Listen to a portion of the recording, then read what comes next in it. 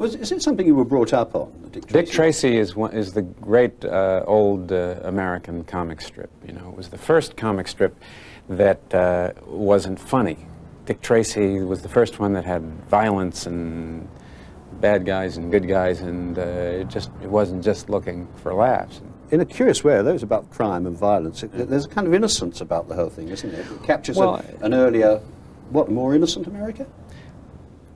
Well, yeah, there were two little cartoon pictures that I saw the moment I decided to do it. One was Dick Tracy just hit a guy and he knocked his hat off, and the caption said, "Take that, you cockroach."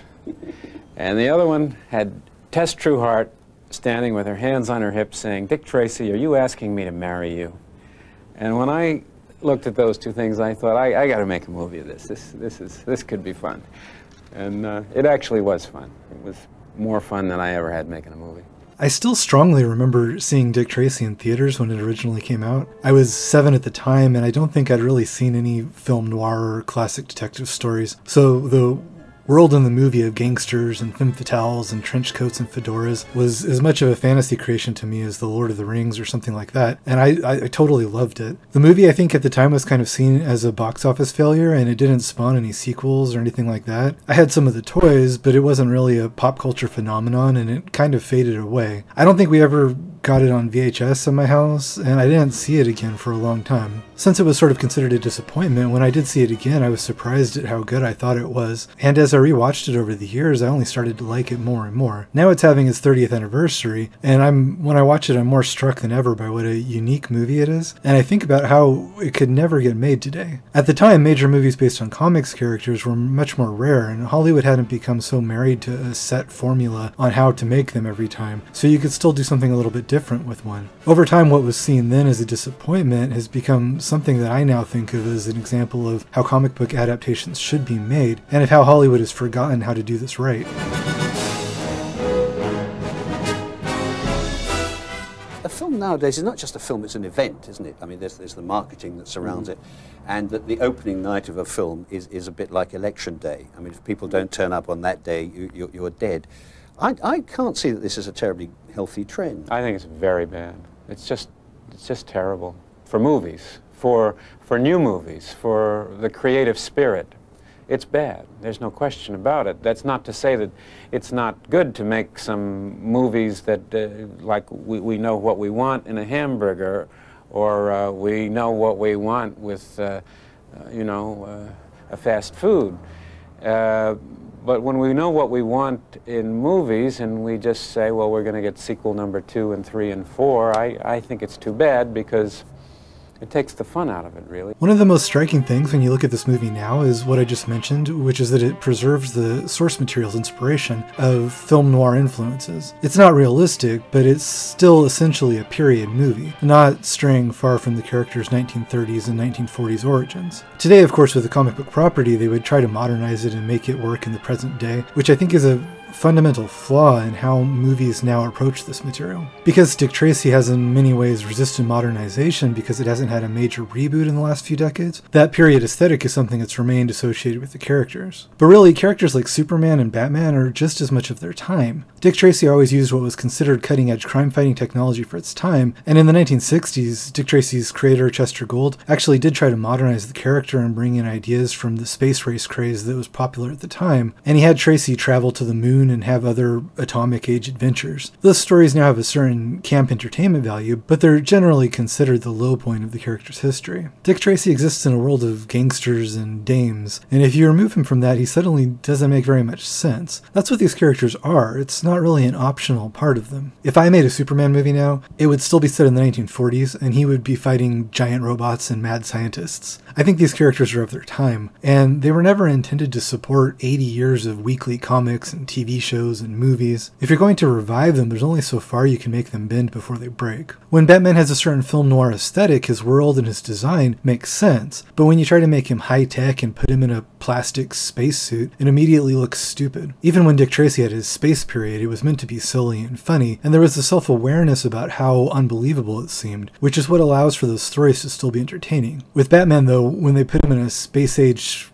super suit, the people doing that now seem to think that it's totally serious and they have no idea that they've made something ridiculous. This is why the Batman animated series was the last great version of Batman, I think. It got this part right. Burton's movies also did it well because they're stylized in a timeless kind of way that allows the character of Batman to still make sense in that context. Tim Burton's Batman movies, like the Dick Tracy movie, could do the necessary bold stylization to maintain the tone and the content because they were one of the last examples of when movies about characters like these were still allowed to have an author, as opposed to the committee of people with business degrees who oversee everything for Disney now. If you look at Tim Burton's Batman movies, you can tell that they're Tim Burton movies. They used existing characters, but still managed to preserve the idea that a film should come from an artist who wants to make it, rather than existing exclusively because a corporation had a piece of intellectual property to mine. The idea that they wanted to make a movie from the Batman character that they owned existed before Tim Burton was brought on board, but they still understood that once they had a director, he should be able to make something that fit in with his sensibilities and interests and his inclinations as an artist. Otherwise, the final product would be hollow and meaningless because it wouldn't mean anything to him. If you look at the movie Batman Returns and you look at how he took the characters and found ways to make essential Tim Burton characters out of them, they look like they could just as easily have come into existence to serve his own favorite themes of misunderstood outsiders and so on and all of that, rather than something that came into existence for reasons that the people now exploiting it have completely forgotten. All good art uses its medium to its full advantage and does things that can't exist in another medium. So in an adaptation, you have to replace what's lost in translation. Watchmen, for one example, was designed specifically to show off things that the comics medium could do that other mediums couldn't do. I'm not talking about just like aesthetic things or word balloons. The form itself becomes part of the story meant to communicate meaning, and it's used as a metaphor for Dr. Manhattan's experience of time. Films and music exist within time, with the director and performers deciding how long a particular moment takes, how long the audience should look at a particular shot. Comics and novels, on the other hand, don't. The different panels of a comic can be looked at out of order or simultaneously read by the reader. You can read panel 4 and then go back and look at panel 3 again. You can look at the layout of the whole page and then go to panel 1 and start reading. When Dr. Manhattan talks about how he doesn't experience time in a linear fashion and is experiencing all moments of time simultaneously, the medium of comics is consciously used as an illustration of this experience. The entire structure of the book is circular, with the 12 chapters representing the 12 stations on the clock, and the final chapter leading back into the first. So now if you adapt that into a film in a literal way and tell the story essentially in the same order as you would following it reading the comic book from left to right, you lose all of that meaning, of course. An adaptation of the Book of Watchmen, more faithful in spirit, would have been much less literally faithful, because it would need to in some way replace or approximate those lost meanings. Otherwise it's just copying the surface of the book, not the meanings that were lost in the translation. A comic like Dick Tracy took the technical limitations of the medium, like the more limited color palette they could print in at the time, and they used those limitations deliberately so that they could become important features of the work, like with Tracy's yellow trench coat and fedora. The movie recognizes the intentional use of these things and how they contributed to the meaning of the work, and so it doesn't try to remove them, and instead it leans into them and creates the new filmic version with the primary colored sets and exaggerated makeup, so that you now have a world where Tracy can walk around in his yellow trench coat and it doesn't look out of place. The opposite of this is how recent superhero films try to put everything into a realistic world, and then they have to struggle to make the costumes of Superman or Batman look like they fit into that world when they weren't designed for it. They're constantly fighting to create some sort of design cohesion and eventually arrive at a result that destroys the essential playfulness of the character. In a comic, how it's drawn is part of the method of communication, so stylistic choices are telling you important information about the tone and the theme,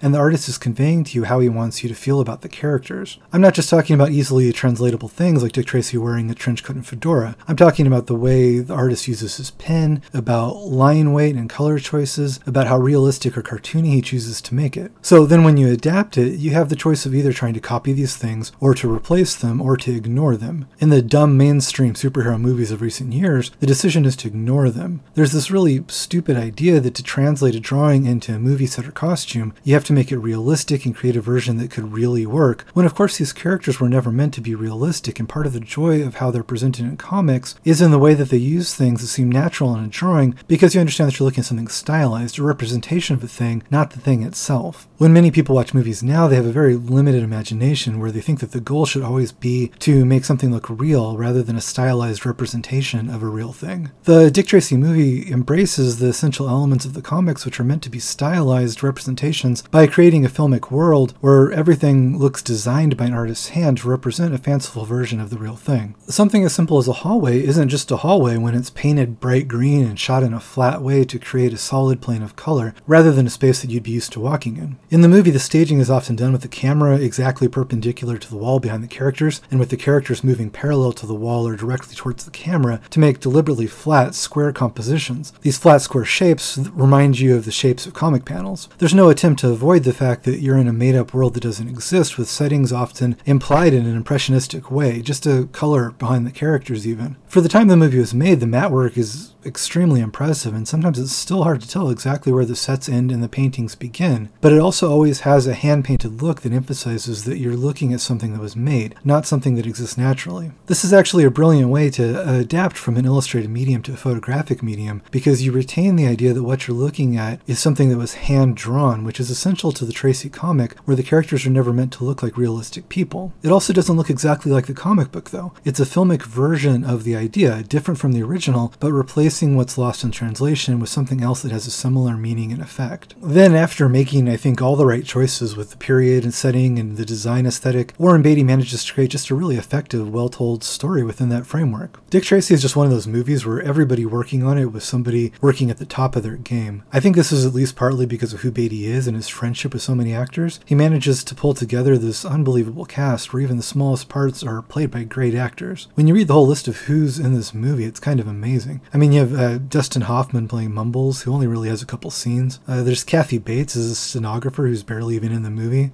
Dick Van Dyke is in a small role as the mayor. Catherine O'Hara plays Texie Garcia in a part that's blink and you'll miss it. And of course you have Madonna, who was one of the biggest stars on the planet at the time, and she's playing Breathless Mahoney. And you also have Al Pacino there playing Big Boy Caprice, which is a role that lets him ham it up as much as he'd like, and he looks like he's having the most fun of his entire career. You have Danny Elfman doing the score, and this is when Elfman was on a real hot streak, having just done his famous music for Tim Burton's Batman movie. And then on top of that, you have Stephen Sondheim doing a bunch of original songs for the nightclub scenes. All the special effects and matte paintings in this movie are still great looking. And you also have the great Vittorio Storaro, who has done Apocalypse Now and about a million other beautiful movies as the cinematographer. The design work in this movie isn't just limited to the very noticeable things like the makeup, but it goes into every detail of the world to create something that, again, it looks handmade and designed, never just caught with the camera. If you pay attention to every little detail, you'll find more and more things. The characters don't use real money, it's designed in exaggerated money. You know, there won't just be a trash can, it'll be painted fire engine red. This has never been tried. Nobody's ever come near this. The dazzle of Dick Tracy's world begins with the colors, only 6 of them, matching the ink that newspapers use to print their Sunday comics. Every yellow in this picture is the same yellow. Every red in this picture is the same red. Every blue, the same blue. And every green, the same green, and then there's black. What's going to happen is it's going to become something quite beautiful to look at. Okay, boys, let's go. Like the comic strip, Dick Tracy's world is a plain-wrapped, generic world. No brand names, no logos. It's a place where a street's just a street, a diner's just a diner, and a car's just a car. Warren is really a car buff and really knows his cars. Gangster cars kind of all look alike, and from the start he wanted the cars to be very nondescript. He didn't want to know that Chevys were Chevys and Fords were Fords and et cetera. You know, it's quite a challenge as far as doing stuff to the grills and hood ornaments. We had a sculptor come in and design hood ornaments just for these cars. But besides all that, I think people really underestimate just how gracefully the story is told. One thing about Dick Tracy is that, like Spider-Man or Batman, he has this gigantic rogues gallery of great villains that you would want to see in a movie version of him. Beatty comes up with a clever story that manages to show off about a dozen of these characters. This is something that a lot of the Batman and Spider-Man movies have tried to do, bringing in a bunch of the bad guys all at once that people want to see, and they usually turn it into a mess where none of them are done any justice. In Dick Tracy, though, Beatty comes up with a pretty clever story where there's a war between various underground factions with Big Boy Caprice, who's one of Tracy's first villains in the comics, and he's the instigator, so you have a strong main bad guy to focus on. But then a lot of the rest of the Rogues Gallery can get good little parts, either as mobsters working with or against Caprice. The movie manages to get in almost every famous Dick Tracy bad guy that people would want to see. There's Itchy, played by Edo Ross, Lips Manless, who's played by Paul Sorvino, Spaldoni, who's played by James Caan. The movie also does Influence and Pruneface, 88 Keys, Johnny Ram, Ribs Mako. They do The Brow, Rodent, Shoulders, Little Face, Stooge Viller, and they even get in Steve the Tramp. The movie also creates a pretty memorable supporting part for the favorite Tracy bad guy, Flat Top, who's played by William Forsythe. Then for the good guys, he does a really great job of sharply sketching in the major characters and giving them a lot more depth than you'd expect and making them interesting and likable. With Dick Tracy, he nicely leans into the fact that Tracy, for being a lawman hero, was never all that big on due process in the comics and likely to circumvent procedure if he thinks that what he's doing is right. But he also manages to give the character this flaw and to make him a little more complicated, but also still show him as a good person who cares about people and who does have a certain internal morality where he wouldn't go too far if he didn't think he had to. Beatty portrays Tracy as stoic and quiet, being the straight man and letting the other characters steal the scenes. This is also true to how the character is in the comics, as the straight shooting foil to a colorful menagerie of a supporting cast. Well, it's certainly fun to see. But, you know, it was inevitably going to be compared with Batman, wasn't it? Because Batman came out last year. Well, I guess so, because Batman is also a big comic strip character, but since Superman is too, I would say that Tracy probably has more in the same spirit of Superman than Batman. Batman's a kind of a darker spirit, but Tracy kind of touches me, you know, straightforward, kind of honest. Not kind of honest, thoroughly honest. You're under arrest. That's the way you play him, isn't it? I thought it was a very unselfish performance you gave there because, in a sense, you're almost a straight man and the other people are bouncing a lot of the humor off you. Oh, yeah. Well, Tracy in the strip was like a block of wood and all these interesting characters ran around him all the time in a little garden of Hieronymus Bosch, but it was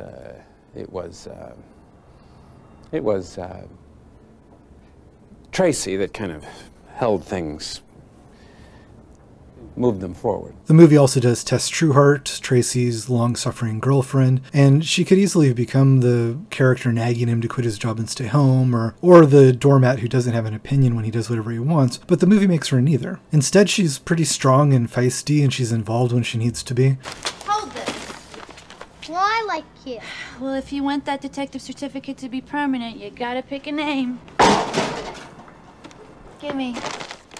She understands that some things about him aren't going to change, but she's not some hopeless lovesick character that will just take anything from him. She has limits, and she gives him good advice and leaves at one point in the movie. There's an obvious conflict when the femme fatale Breathless Mahoney tries to pursue Tracy, but Tess doesn't become a crying lovesick stereotype, and instead she leaves. Not in a dramatic way to get attention or to give him an ultimatum, but just calmly letting him know that if he wants her to come back, he's going to have to figure out some things first. Madonna plays Breathless Mahoney, the sex pot femme fatale character, and it's another character that could have been easily a cheap stereotype, but they actually pay a lot of attention to making it something more. The way she uses her sex appeal to get what she wants is an obvious trope, but they make a surprising amount of effort to show that she's doing the best she can to survive in a world where her only options are being passed around like property from one mob figure to another. The way Caprice treats her, I think, is also a good example of the smart way that Beatty treats his villains. He allows Pacino to ham it up and be a true comic book bad guy, but the way he treats Breathless is just revolting and mean enough to add a streak of real ugliness to his character so that the character is actually threatening and not just a total joke.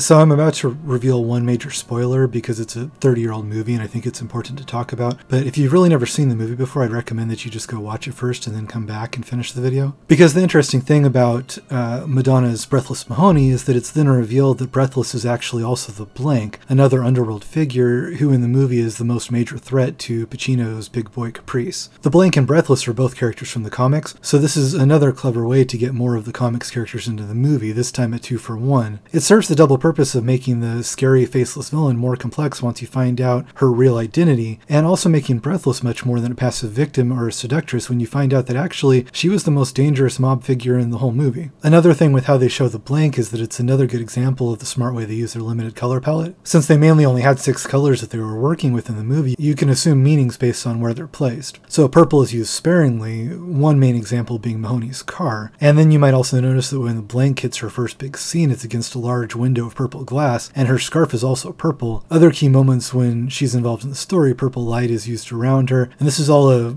clever little hint at the character's real identity. The true identity of the blank also gives a new dimension to the movie when Tess is kidnapped and Tracy has to rescue her. That storyline might seem to reduce Tess to a damsel in distress, but when you figure out that the person who kidnapped her was actually the other female love interest and that her plot was to get rid of Big Boy, not to take out Tracy and his girlfriend, there's another layer to all of that. Another smart thing that I think Beatty does is to keep the character of the kid, who in the comics is Tracy's sidekick character at times. In a movie that's already loaded with this many characters, this one might have been easy to cut, and in how they do superhero movies now, the kid would be the first to go. A character like the kid is put there as an identification character for the younger target audience to imagine themselves along on the adventure with Tracy. It's the same reason that superhero comics all got teenage sidekicks at one point. But instead of cutting him, Beatty again manages to create a pretty strong and layered character quickly and efficiently, and he's one of the best parts of the movie. Most recent superhero movies don't have any idea what to do with a character like Robin, and they stupidly try to age him up or make him cool and edgy for an adult audience, which removes the whole point of the character to begin with. And by trying to make a character like that meant as an identification character for young children into some kind of adult fantasy only makes the character seem more ridiculous, and it underlines how silly it is to try to pretend like that young audience isn't what these things were designed for in the first place. Fuck Batman. Now, I mean, I like some superhero comics, and I like a lot of things that were meant for kids. There's no reason that an adult can't enjoy reading Peter Pan or Winnie the Pooh and appreciate that they're beautifully written and that they have universal themes. But that doesn't mean, though, that Winnie the Pooh isn't meant for children. This is the mistake that they make with a lot of recent superhero material. By trying to appeal to their aging fan base, they try to pretend like a character like Batman is a serious character meant for adults when, I mean, you might not know this, but he's actually a character that dresses up like a bat to go have fistfights with clowns. I mean, I might still love Peter Pan, but I still understand that just because I'm an adult and I still like it, that doesn't mean that it's the same as Finnegan's Wake. Many superhero fans, though, I think because deep down they know they should be embarrassed that they haven't developed any new interest since the age of 12, insist on pretending that these characters are serious literature meant for grown-ups.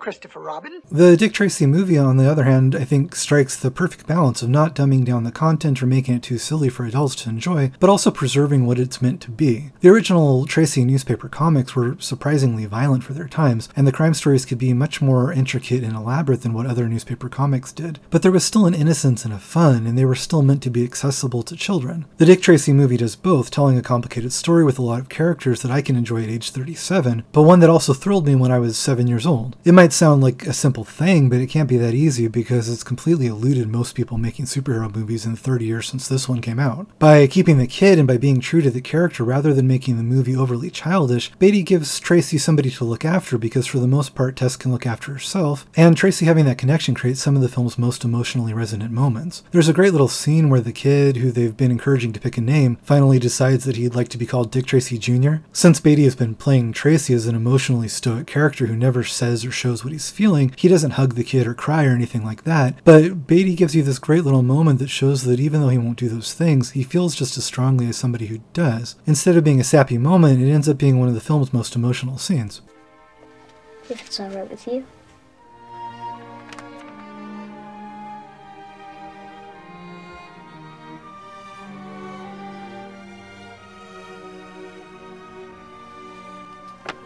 It's all right with me.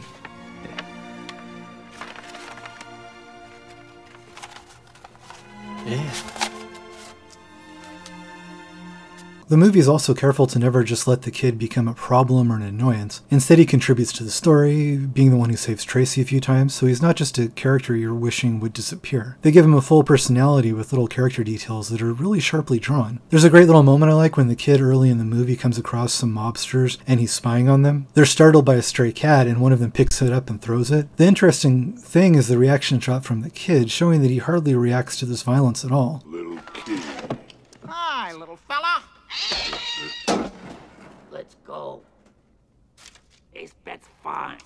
This very succinctly gives you the impression that he's a kid who's seen some rough stuff in his day and he doesn't get shocked easily. Moments like this are throughout the movie and very economically give depth and dimension to the characters. If you look at Beatty's other movies, like Reds, you can see that, I think probably because he's an actor primarily, he's extremely sensitive to the little details of a character's performance and what they're telling you. I think the cat thing is also a great example of the movie's tone because it's something that would be shocking for a child audience and they don't try to lessen the shock or make it too silly, so it doesn't make the movie feel pandering because kids hate being pandered to. But they also manage to show that the gangsters are bad and dangerous without resorting to over-the-top violence that wouldn't be appropriate for kids. When these types of characters get overly violent like that, it's just there to satisfy the fanboy adult audience who watches superhero movies and wants to feel that they're watching serious adult stuff. To make it overtly childish actually makes it less appealing to young audiences because there's nothing that kids hate more than thinking that they're being pandered to. The movie walks this line really well with a character like Breathless Mahoney, who is supposed to be the sexy femme fatale, and it manages to get in plenty of suggestive moments, but in a way that it doesn't make it a movie that kids can't watch. As a kid, I didn't understand all the sexual innuendos, but I got that she was being a little naughty and seductive, and that was enough for me to understand the character and follow the story, and then there were also a few laugh lines there for adults, and the character isn't infantilized.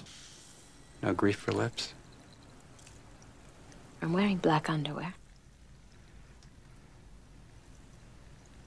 It's a movie that can make you believe in the emotional reality of the characters' lives, but also can have a moment where a character can write on a wall with a Tommy gun, which you'd pass right by in a comic, but which of course makes no sense with the physical reality of a gun like that. Because every detail is so carefully designed and deliberate, you're able to understand that the realism or lack thereof of a moment like this is intentional, and you can take it on its own terms and smile at it, rather than roll your eyes and be annoyed by it. It takes you deeper into the movie's world, rather than jolting you out of it, as it would if they tried the same thing in the type of silly modern superhero movie that's trying so desperately to tell you that a man in a bat suit makes realistic sense. If you want to adapt material like this, you have to understand the material and respect it, not make some other kind of movie and then port over certain superficial aspects for brand recognition. Superhero movies now dominate the box office to the point that they crowd out everything else, but for all the dozens of choices you have now, I don't think any of them did it as well as Warren Beatty already managed to do it back in 1990.